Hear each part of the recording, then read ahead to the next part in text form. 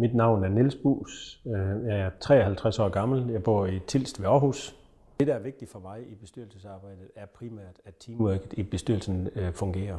Man kan sige på den måde, at hvis ikke den øverste ledelse den fungerer, så kan man heller ikke eksponere længere ned i virksomheden, at alle andre i virksomheden de kan forvente sig, at de fungerer, de er på topniveau. En person, som har et stort engagement i de ting, jeg arbejder med. Jeg kaster mig helt ind i opgaverne. Det er vigtigt for mig at vise, dels over for mig selv, men også over for andre, at jeg gerne vil tage et ansvar for de ting, jeg er involveret i.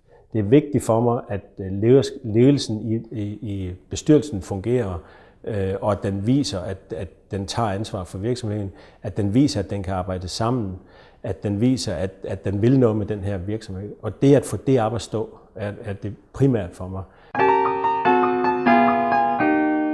Jeg har det krav, jeg har først og fremmest krav om engagementet. Jeg har et krav om, at man vil kaste sig ind i det her, og man har et ønske om at bidrage til den virksomhed, man er i. Jeg har også det krav, at man kan finde, man kan finde den disciplin, der skal til, at man selv kan magte at finde den disciplin, der skal til at udfylde den rolle, der er i bestyrelsesarbejdet. Jeg skal nok fortælle det også, hvis ikke jeg synes, det er tilfældet. Men det vil helt uvægeligt være krav for min side, at man også selv kan finde ud af den slags ting.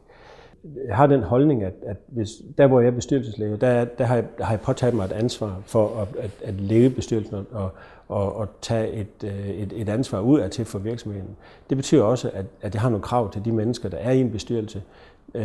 Jeg ser ikke en bestyrelse i den sammenhæng som en række mennesker, som ser det på egne mandater. De ser det for, at teamet kommer til at hænge sammen. Og når man er bestyrelsesleder, så er man det første i det team, og så må man sætte dem sammen, så de også passer til en selv, lige så vel som de passer til en virksomhed.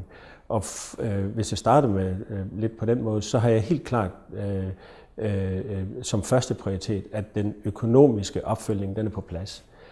Og det kan lyde lidt mærkeligt, når man tænker i, at man vil prøve at kigge fremad og være vækstorienteret og forretningsudviklingsorienteret. Men hvis ikke basis er i orden, så kommer vi aldrig til det punkt. Så det vigtigste, det er først og fremmest for det i orden, så er vi frihed til at begynde at kigge fremad. At det er direktionen, der har ledelsen af virksomheden. Men jeg ser det også sådan, at bestyrelsen har en pligt til at sikre, at de ting foregår på topniveau. At man ønsker at præstere. Det kan være ved at være temposættende, det kan være ved at være inspirerende, det kan også være krævende, at hvis ikke tempoet er godt nok, hvis ikke de ting, det kommer godt nok, så har jeg en forventning om, at man påpeger det, men jeg har også en klar forventning om, at man ikke overtager direktionens arbejde. Hvis vi går ud fra, at der er mit hovedfelt, det er at kommercialisere teknologi, så er det en totalt international verden. Jeg har ikke været et sted, hvor produkterne lige kan skulle afsættes internationalt. Og det er enormt vigtigt at være i stand til at gøre det. Mange af de nicher, som danske virksomheder de begår sig i, det er meget, meget smalle internationale nicher, hvor at det er små globale communities inden for lufthavnsområdet, er det små globale communities inden for kommunikation, specielt når man taler satellitkommunikation for eksempel, men også mange andre områder. Det er nogle små globale tråde, der går over hele verden, og det bliver man nødt til at være i stand til at agere i og opretholde netværk i. Derudover er det også internationalt uddannet.